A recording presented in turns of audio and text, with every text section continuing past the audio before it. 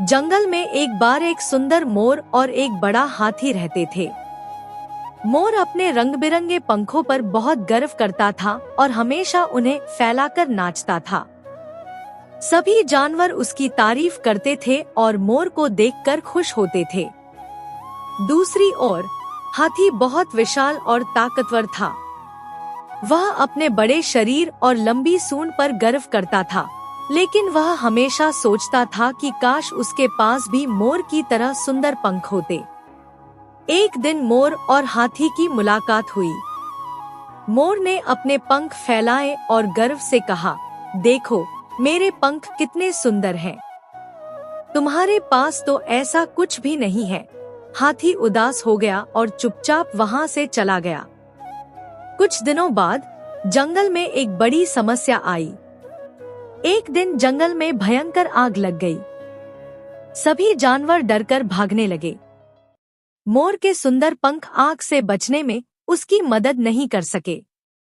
वह तेजी से उड़ नहीं सकता था और आग में फंस गया। वह मदद के लिए चिल्लाने लगा, लेकिन कोई उसकी मदद नहीं कर पा रहा था।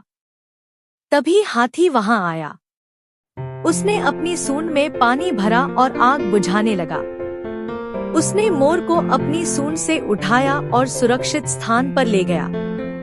मोर ने हाथी की जान बचाने के लिए धन्यवाद दिया और कहा, मुझे माफ कर दो हाथी भाई, मैंने तुम्हें कम समझा।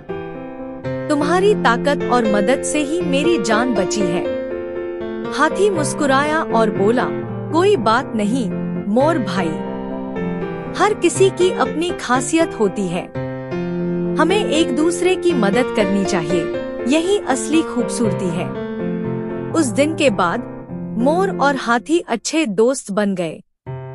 मोर ने सीखा कि सच्ची सुंदरता और ताकत दूसरों की मदद करने में होती है, न कि केवल बाहरी दिखावे में। जंगल के सभी जानवरों ने जंगल में से इकट्ठे हुए और ज़ेब्रा से सीखा और मिलजुल कर रहने लगे। अरे ज़ेब्रा, हम सब अपने परिवार के साथ रह रहे हैं, लेकिन तुम्हारा परिवार कहाँ है?